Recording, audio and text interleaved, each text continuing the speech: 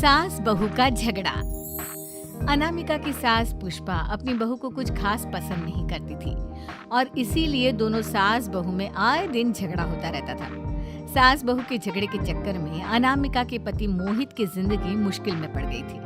बेचारा बार बार माँ और बीवी के झगड़े को सुलझाता ही रहता था, लेकिन दोनों समझने का नाम नहीं लेती थी। वैसे तो सब कुछ ठीक ठाक चल रहा था, लेकिन एक दिन अनामिका और पुष्पा के अंदर जोरदार झगड़ा हुआ और बात कुछ इस तरह थी। बहू, मैंने तुम्हें कल अपनी एक साड़ी धोने के लिए दी थी। हाँ मम्मी जी, वो साड़ी धोकर मैंने आपकी अलमारी में रख दी है। उसी की बात कर रही हूँ मैं। जरा देख तो, इस साड़ी को देखकर किसी भी तरह से लगता है ये धुली हुई है। अरे मम्मी जी, मैंने आपकी साड़ी वॉशिंग मशीन में अच्छे से धोकर सुखाकर आपकी अलमारी में तह बनाकर रखी थी।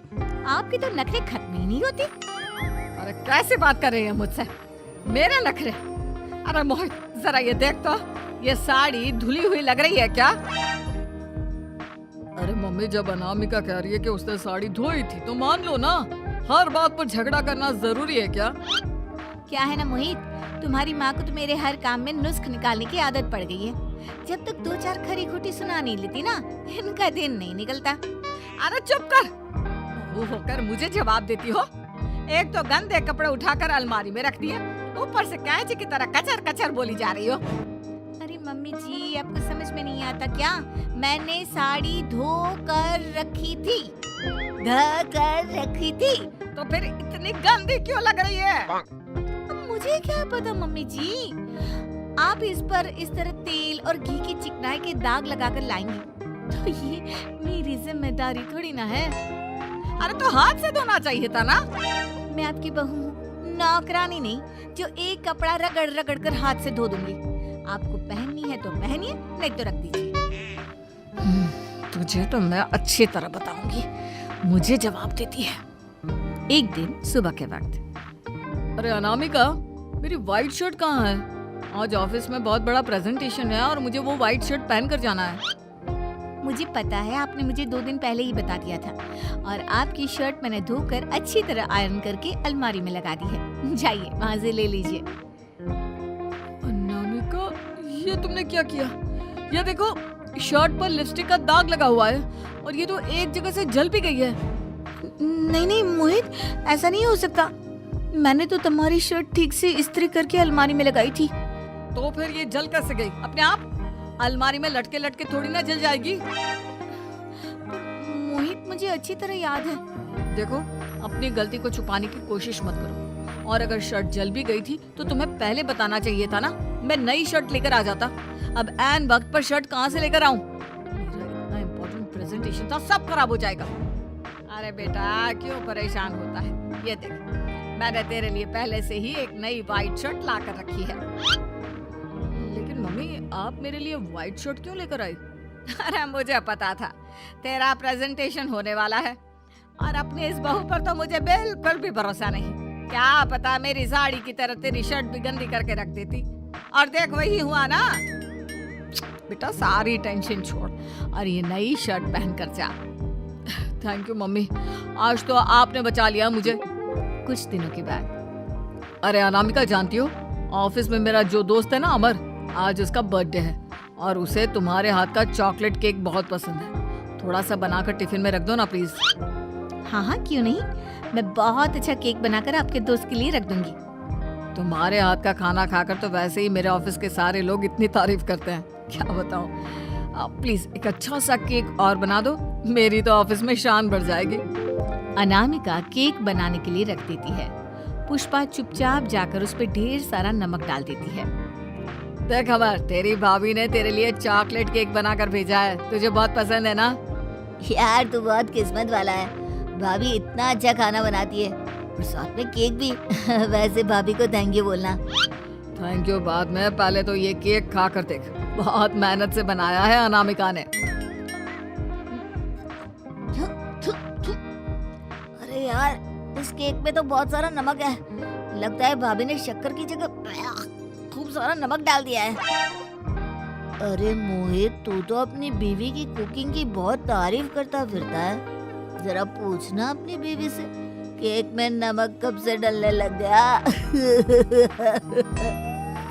क्या यार, तुझे भी मेरा ही जन्मदिन मिला था बिगाड़ने के लिए। केक नहीं लाना था तो मत लाता, कम से कम मुझे इस तरह नमक वाला केक तो नहीं खिलाता। अरे नहीं यार, अनामिका ऐसा नहीं कर सकती, जरूर कुछ गड़बड़ हुई होगी। घर जाने के बाद अनामिका, अगर तुम्हारा केक बनाने का मन नहीं था तो ना बनाती, लेकिन मेरी बेइज्जती करवाने की क्या जरूरत थी? अरे आपकी बेइज्जती, ये आप क्या कह रहे हैं? मैंने तो सुबह आपको इतने अच्छे तरीके से केक बना कर दिया था।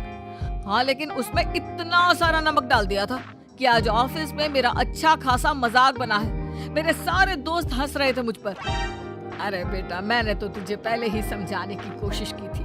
एक नंबर की गैर जिम्मेदार है ये लड़की, कोई काम ठीक से नहीं करती। उस दिन भी गंदी साड़ी रखती थी मेरी अलमारी में और झूठ बोल रही थी। कुछ दिनों के बाद अनामिका देखो, मैंने अपना लैपटॉप चार्जिंग पर लगाया है, उसे अच्छी तरह चार्ज होने देना। मेरी एक अर्जेंट मीटिंग है, प्लीज बीच में से हटाना मत। हाँ हाँ ठीक है, मैं नहीं हटाऊंगी। पुष्पा चुपचाप से जाकर चार्जिंग का बटन बंद कर देती है। थोड़ी देर बाद, अरे ये लैपटॉप चार्ज क्यों नहीं हुआ? और ये बटन किसने ऑफ कर दिया? अनामिका, इधर आओ। क्या हुआ? क्यों चिल्ला रहे इतना? अनामिका, मैंने तुमसे कहा था ना, मेरा लैपटॉप चार्जिंग पर लगा हुआ है, मेरी अर्जेंट मीटिंग है।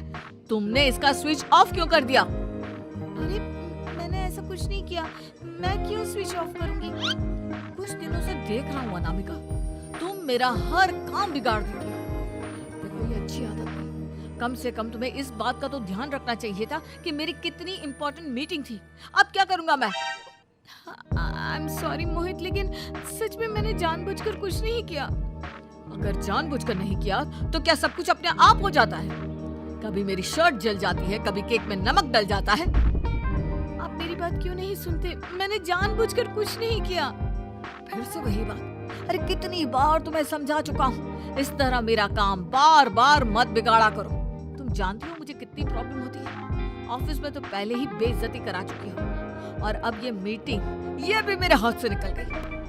अनामिका की समझ में कुछ नहीं आता कि आखिर उसके साथ ये सब क्या हो रहा था और क्यों हो रहा था। फिर कुछ दिनों के बाद मोहित अपने ऑफिस से कुछ फाइल लेकर घर आता है। अनामिका, ये कुछ फाइलें हैं, इन्हें संभाल कर रख दो। और प्लीज इस बार ध्यान से, कोई गड़बड़ी नहीं होनी चाहिए। नहीं मोहित, कोई गड़बड़ी नहीं होगी। मैं सारी फाइल्स अलमारी में लॉक करके रखूंगी और चाबी अपने पास रखूंगी। अनामिका, जरा अलमारी की चाबी तो देना। क्यों मम्मी जी, आपको क्या काम है? उसमें मोहित की जरूरी फाइल रखी है और मैं नहीं चाहती कि इस बार कोई भी गड़बड़ हो। पता नहीं कुछ दिनों से हर काम खराब हो जाता है। अरे मुझे उसमें से पैसे निकालने हैं और उसके बाद ले लेना अपनी चाबी। मैं खा नहीं जाऊंगी तुम्हारे पति की फाइल। अनामिका को अपनी सास पर शक होता है। चाबी देने के बाद वो चुपचाप छुपकर अपनी सास की हरकत देखती है। ये फाइलें उठाकर डस्टबिन में डाल देती हूँ, फिर देखना कैसे मोहित इसकी खबर लेगा। इस बार तो छोड़ेगा नहीं इसे। वैसे भी पहले मैंने जो कुछ भी किया है उसकी वजह से अच्छी खासी डांट पड़ी है, मजा आ जाएगा। अच्छा तो ये बात है, सारा काम मम्मी जी बिगाड़ देती है, वो भी इसलिए क्योंकि मेरा उनसे झगड़ा हो गया है। सास के जाने के बाद अनामिका मोहित को बुला कर लाती है। क्या हुआ अनामिका, क्या दिखाना है? ये देखिए, आपकी फाइल डस्टबिन में पड़ी हुई है। इसीलिए तो कहा था संभाल कर रखना, और तुमने उठाकर ये फाइल डस्टबिन में डाल दी। मैंने नहीं, तुम्हारी मम्मी ने डाली है, मुझसे बदला लेने के लिए, ताकि तुम मुझे डांटो। और अगर मैंने डाली होती तो मैं तुम्हें दिखाने के लिए बुलाकर तो नहीं लाती ना। सही कह रही हो, मैं अभी मम्मी से जाकर बात करता हूँ। थोड़ी देर बाद, मम्मी सच सच बताइए, मेरी फाइल अलमारी में से निकाल कर डस्टबिन में आपने डाली थी ना? अरे अपनी माँ पर इल्जाम लगाता है, शर्म नहीं आती तुझे? मैं इल्जाम नहीं लगा रहा हूँ मम्मी, जो सच है वही पूछ रहा हूँ। अब जल्दी से बताइए आपने ऐसा क्यों किया?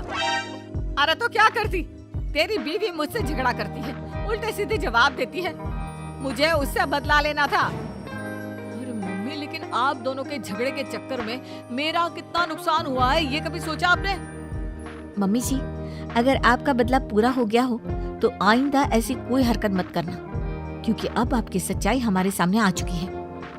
ये तो वक्त ही बताएगा मैं क्या करूंगी और क्या नहीं। मम्मी जी, कहा ना आप ऐसा कुछ नहीं करेंगी। अरे मेरी जो मर्जी आएगी वो मैं करूंगी। मेरा सर घूम रहा है। सास बहू के झगड़े में मेरी जिंदगी का तो कचरा हो गया है, कचरा।